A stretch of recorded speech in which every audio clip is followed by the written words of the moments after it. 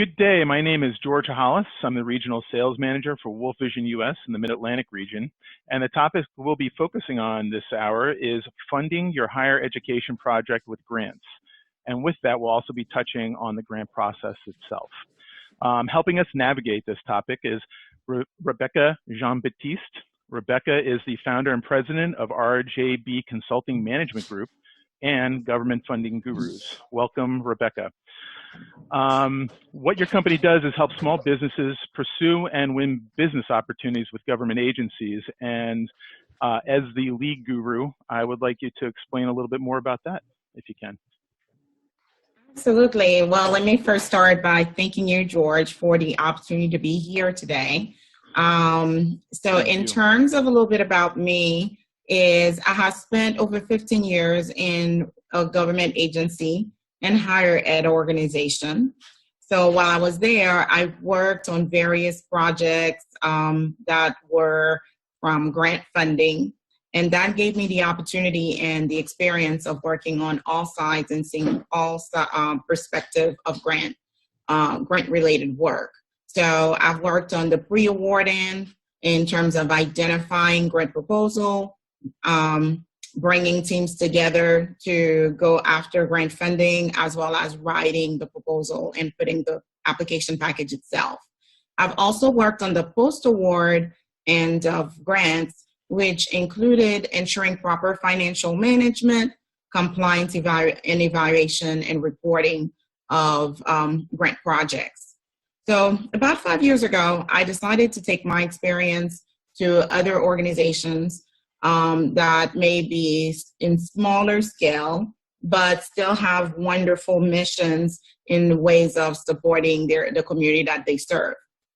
So I launched my consulting company, RJB Consulting Management Group, working with nonprofits, educational organizations, as well as higher ed institutions to help them increase their revenue funding. Then I've also launched Government Funding Gurus, which focuses on helping small businesses in increasing their revenues through government contracting.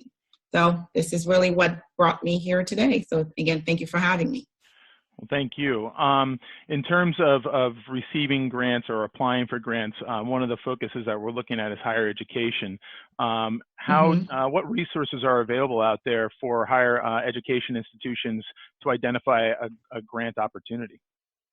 Yeah, well, higher ed institutions are very well suited to go after grant funding. Part of it is because their missions centered around education is definitely one of those areas that receive a great amount of grant dollars. Specifically, higher ed institutions that are serving diverse groups of student populations, those that are serving underrepresented populations, first generation, or other disconnected youth. Also, there are grant opportunities that may be available for specific programs. So if you have a program that is targeting an industry that's experiencing shortages, as well as being a growing industry, that there may also be various grant opportunities there. So we see that for teachers, education program. We also see that for nurses. So that's an area that may place an institution to also receive funding. In addition, a lot of higher ed institutions are involved in research. So lots of funding opportunity there is for research-based or institutions conducting research. Wow. Is there a lot of money out there in terms of grants for higher ed, whether it's research or at any level? Absolutely, absolutely. At any time, truly, there could be hundreds of opportunities that may be available. Those can be from private foundations, such as the Bill and Melinda Gates Foundation. There can be corporate grants anywhere from Delta to Coca-Cola to AT&T. There also may be grants that are available at the local government level where the institutions may reside, such as the county or the city level. More importantly, and that's the area that I'm mostly focused on, is at the federal level, the various federal agencies, anywhere from NIH to NSF to the Department of Education, they all may have federal programs that are available and where higher ed institutions may be eligible. In addition to those ongoing programs, with COVID-19, there have been specific funds that have been allocated through the various actions that Congress has taken in responding to COVID-19. So we know so far there's been about 3 specific actions that Congress has taken in terms of trying to provide trillions of dollars into the economy. Wow. And to help support, various industry. And higher ed is definitely one of those industries that have specific funds that were allocated for it in the CARES Act. So the CARES Act was finalized on March 28th, and funds from the CARES Act includes almost $14 billion worth of funding. Wow. For higher ed institutions. And these fundings are wonderful support for higher ed institutions because they include, activities that may help prevent or prepare or respond to COVID-19. They include additional funding to help defray or provide direct grant expenses to certain student populations who may be having higher need because of COVID-19. And then there's also some discretionary funds that the U.S. Department of Education also has to provide additional funds to some institutions that may be experiencing higher needs or may not have the proper things in place to really respond to COVID-19. And the wonderful thing too with these grant funds, the institution can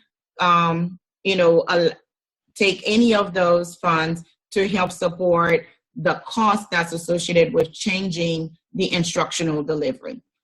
So we know a lot of them had to close down, change from face-to-face model to distance learning model. So these funds can help support those type of costs. Very interesting. So the grants themselves can be just this specific grant for the CARES Act grant actually works towards maybe directly dealing with distance learning and a hybrid classroom that we might be seeing down the road. Very good. Absolutely. Yeah. Kind of take us through the process. What does applying for a grant look like? And is it something that is it something that an organization should be doing internally, or is it smarter to outsource? Yeah, I mean, really the process to go after grants is really going to be a decision to be made by the organization. The organization is certainly placed to know exactly what the internal resources that they may have, what's available, what their capacity is, both in terms of their knowledge and expertise, in terms of the program that they want to go after, but also time. Going after a grant may involve the substantial amount of time that they may not have the staff available to pull away from their ongoing programs and then allocate towards going after the grant. So that may be, those type of things may help them make a decision whether they have the capacity to do it internally, or do they need to get the support of an external grant writer like myself to assist them in terms of the going after grant funding. But one thing I would say is that the decision for the organization to make, they need to consider that not only the expertise in terms of knowing how to pursue federal grant funding, but also they may look at whether they need to bring in someone who may be familiar and have experience in a particular program that they're going after, to just kind of make sure that they are preparing a program design that is truly answering to the requirements of the actual grant. Where are some of the places they can go to find these opportunities, as far as websites and things like that? How would you go about looking for them? Yeah, so the pursuing grant funding, you can, I should say, first of all, you have to consider not only the things that I've discussed in terms of programmatically, in terms of the program design and the preparation that needs to be done, but it's also important to consider the process of grant funding. Mm-hmm. So the process is, if you specifically federal grants, it's important for the organization to have the proper registrations in place. And the first thing they need to have is to have a DUNS number, and then do a STEM registration, which is done on stem.gov. And that registration allows them to not only provide the basic information about the organization, provide the point of contact, but also making sure their financial information is already on hand. So when they receive a grant award, that's already set up for them to be paid and receive the actual grant funds into their account. And then the other place that organizations need to go, and to kind of answer your question about where to go, with the federal grants, most of those grant opportunities, they reside on grants.gov. Mm-hmm. This is a government portal that includes most opportunities that of all the various federal agencies. Even if the full package is not on there, you should be able to search there, identify opportunities, read about what the requirements are to see if it's a good fit, and then follow up to see what you need to do in terms of responding and applying for it. Well, at the same time as finding those opportunities on grants.gov, you are able to also apply for these opportunities on grants.gov. So having the registration on grants.gov will definitely make sure the organization is ready to find and respond to these grant opportunities. So it's almost like a layered approach. You cannot register on grants.gov without being registered on SAM, and you can't register on SAM until you have your DUNS number. So really taking that time to do that up front, and that will prepare an organization to find these opportunities and be able to apply for them.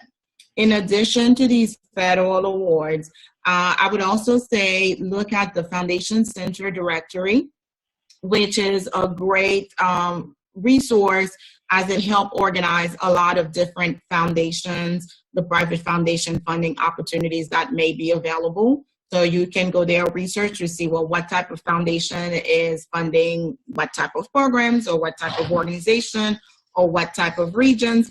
And then from there, find those, do that research up front so you can know even before the application is available what can be done and what needs to be done to go after those. So Foundation Center Directory is also a great resource to have to go after grant opportunities. And you may not apply there as you do on grants.gov. However, it will give you the direction of where that particular foundation is. And once you go there, you can follow the instructions on how to submit the application. So those are the main two resources I would say to focus on. And for local and state, say, for any kind of grant opportunities at that level, you're probably best going to your state's website and looking for it there, I assume? Absolutely. And it's different for every state. Yes, that's correct, right? Because there's going to be so many variations at the state and local level as you start getting to these levels, that going directly to your state website, that may be the Department of Administration for your site, or you may have to go to the Department of Education or the Health and Human Services state websites to see what funding opportunities may be available for the particular program or population that you're trying to serve. And one thing I will note, there may be some programs out there or other businesses that may have some subscription or membership model where you can sign up and they may organize the different types of grants to make it easier in terms of finding them. But I would say you can Google for various grants if you put some great search parameters, or again, check your governmental sites at any level and see what the different funding opportunities are that may be available. Thank you very much. So you go on to these sites and you apply for these grants. Assuming the way it sounds, I would definitely contact somebody like yourself for some guidance on it. But what can an organization do to increase their chances of receiving a requested grant? Yes, absolutely. The wonderful thing is even before you have a specific grant in mind, I always encourage organizations to do the preparation work even now. And the two main things I would say to focus on, in addition to what we talked about before in terms of the process of finding and registering at these different sites, is to research and prepare. So one thing that is always going to be consistent with most grants that you're going after is the need to tell the story about the needs of the community you are going to serve. So it's important for the institution to know the community that they are serving very well. When it comes to the institution, if they're talking about their student population, obviously they're going to have a lot of the data there for the student population to support that. So knowing, but if they are looking at the not only the student population directly, but maybe the town, the county, the state where they are, having the data there and readily available to tell the story around the needs and show the demonstrated needs of the community, that's important, because you have to think about the next person over is going to come and tell that same story. And sometimes those who can show where the most needs lie, that's going to give them an advantage in terms of being able to, give the compelling story. So in addition to telling the story about the community's needs, I would say align your program with the funder's goals and priorities. That's very important. I say the funders, they're writing the check, they determine what the program goals and priorities are, and it's important to see whether you can align yourself with those programs and goals in terms of what you have to offer. And if not, then that may not be a good fit for you, and that's okay. You just pass on to that and find the right fit. But aligning your program is absolutely important. And I also say make sure you're approaching whatever your response is or your approach is to the grant. You need to make sure it is founded and research-based. It is evidence-based. There was a time where grant applications would be done with just anecdotal stories. We're way beyond that. Data tells the story now. So it's important to have research and evidence to show why you are choosing to go the way you're going. And then be ready with all that information to tell a compelling story about your program, both in terms of the current needs as well as the impact of having your program will accomplish. And then make sure that your application is compliant so that it is found to be responsive. And that's very important, which is another reason why you may need to find some resources to help you with that if you don't have that internal expertise, is to make sure that you follow all the requirements in the grant instructions and you're compliant. Because if your application is not found to be responsive, it is possible that they may toss the whole thing and you don't get a fair review at that point. And more importantly, understand that most grants are competitive. So be sure you're submitting a very strong package for review and evaluation that's going to put you at the top of the list and go after every single point that you can get to make sure that your application is strong. So following the guidelines is of the utmost importance, because if you're not following those Absolutely. guidelines, they probably won't even take a look at it. So no. So say you're lucky enough to actually do everything correctly, or not lucky enough, but say you follow all those guidelines, you tell your story, you do everything that you're supposed to do, you submit the grant. Right. How are grants typically awarded at that point? Is it like a first come first served basis, or is there something? Is there a process? What's the process, I guess? Sure. And I would say the first thing is it varies. Some grants are based on a specific deadline. And obviously when you're reviewing the requirements, and I'll say that up front, one of the first things you want to look at when you are, on that search of identifying grant opportunities is to look at the due date. If the due date is passed, obviously you've already missed that one. And if it's too close and you don't have your things in order, and maybe you just don't have enough time to put it together. So definitely pay attention to, is there a deadline and what the due date is, because most grants are going to be deadline specific. However, there are some grant opportunities that may be available on a rolling basis. So those that are available on a rolling basis, most of the time will just be open. And in that case, it will be a first come, first serve until the funds are used up. So definitely that's something to pay attention to. And then in terms of how the funds are awarded themselves, as I said before, most grants are going to be competitive. It's kind of a test in which you do get a little bit of a cheat sheet to take you along with it. Most of these funding opportunities announcement or the request for proposal that gives you the information about the grant, a lot of time they will include the evaluation criteria, which list how the decision for funding will be made. So these sections, they will tell you not only what sections your project narrative or your grant application needs to have, but it will also tell you what the scores that's going to go with each section. So it's important to kind of have that as your guiding block and make sure you're answering every single thing so you can maximize on the number of points that you can get. So what they do is after they receive all the applications, they will review them and they will establish a cut score. And sometimes, depending on how competitive that particular program opportunity was, the core score may be pretty high. Once they establish the cut score, anyone that has a score above that cut score will be funded. There's also some grants that are formula grants.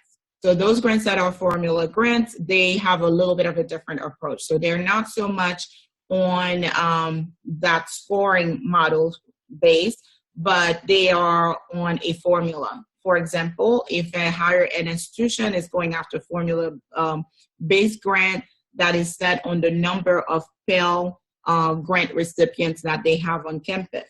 So the number of Pell grant students times whatever the percentage or the formula they're using, that will determine whether they are eligible, first of all, and how much in terms of the funding they will receive based on that formula.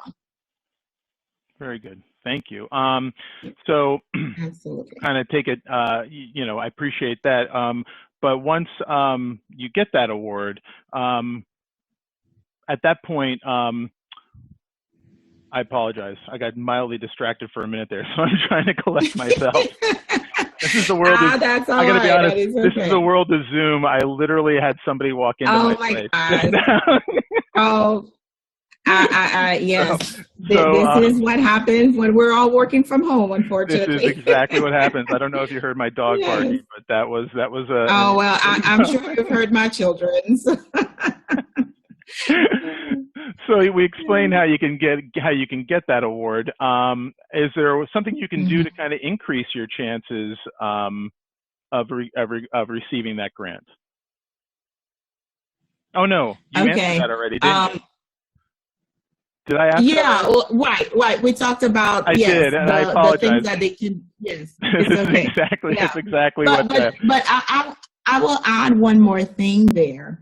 Is one thing I think funders have come to realize is that not one organization can solve most of the problems. So you see now there is more this approach of collective impact and partnerships. So it is important when you're putting a grant together to think about all the different facets of what could affect the success of your program or what's affecting the population you're serving. And as much as possible as you can in terms of having partnerships, that is something that can help make your application stronger. I wanted to just kind of make that note. And then in terms of partnership, it also could work the other way around. There could be grant opportunities that the higher ed institution may not be the eligible party for to be the lead on the application, but by partnering with a K-12 system or school or partnering with a community organization, that may even widen the field in terms of what funding may be available. Okay. And thinking about K-12, Another $13 billion was also allocated to K-12 in response for COVID-19. There may be a need to partner with higher ed institution in terms of the preparation they're making. Usually higher ed institution may be a little bit further along in terms of knowing how to set up distance learning. And here you can come as a higher ed partner and partner with a K-12 schools and go after these funding. So partnership, I would say, is another good thing to strengthen the position. Well, I will thank you, partner, for re-answering, adding to a question that I already asked. Thank you for that. That was very, very helpful. No problem. So here we are. We've gotten to the point where we've applied for our grant. We've gone through the steps of storytelling and submitting it and properly submitting Yes. all the application, the paperwork.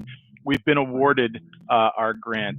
Are there any, more of a two-part question, are there any stipulations to spending those funds? And are you required to chronicle or let whoever the giver is of those funds know how they've impacted your local community? Well, the first answer, it varies. It depends.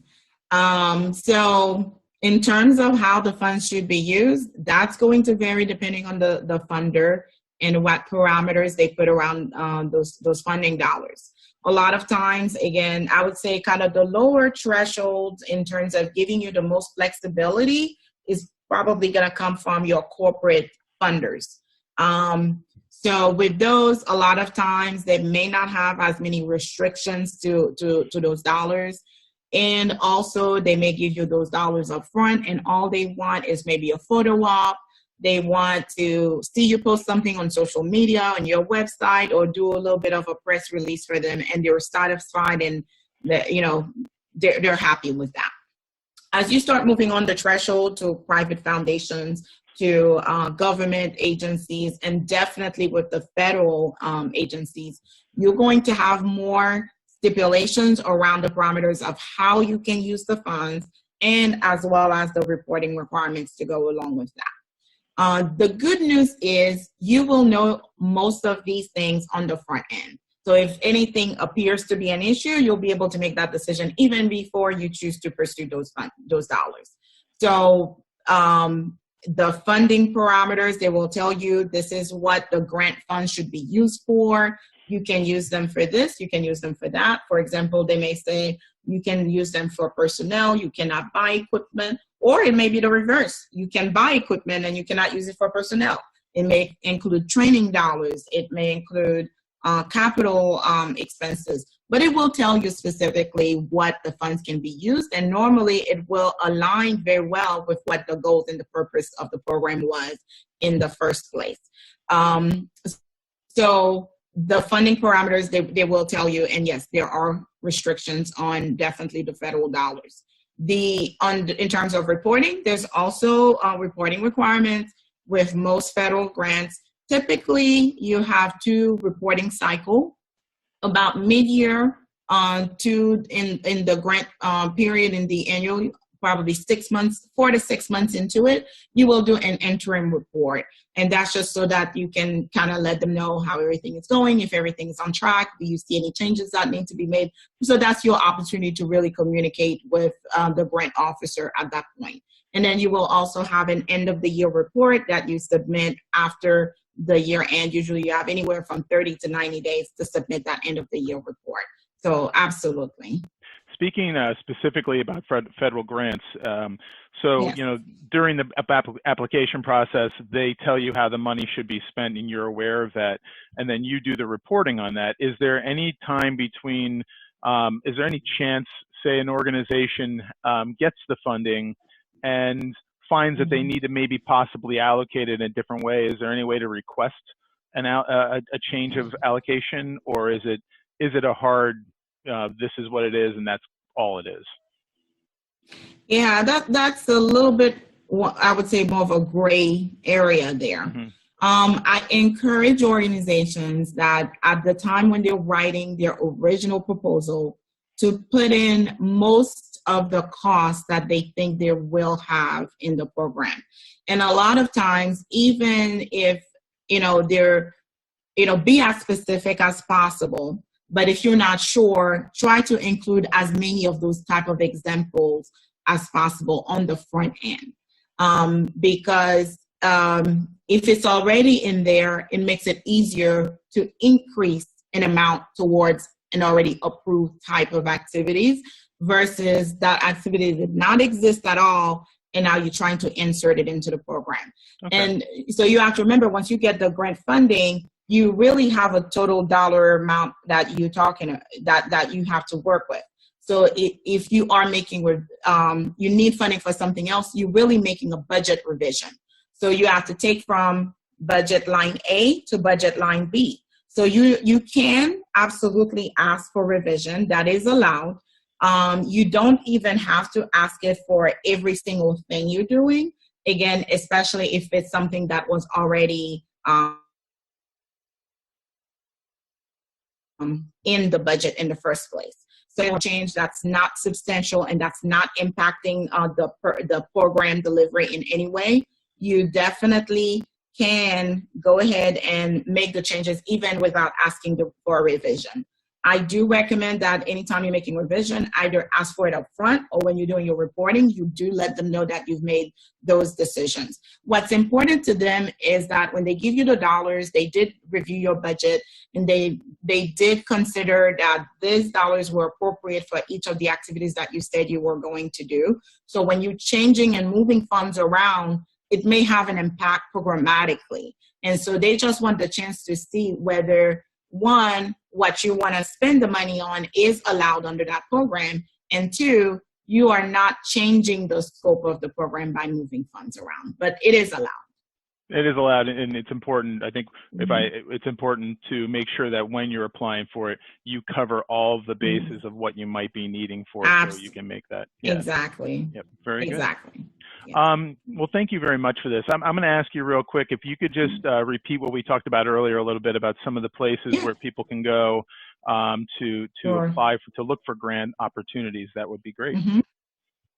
Absolutely. Yeah, this has been great. Thank you again. Thank you. The first one that I mentioned in terms of more your general private dollars is the Foundation Center directory. So you can Google Foundation Center directory and you should be able to find it, or you can do foundationcenter.org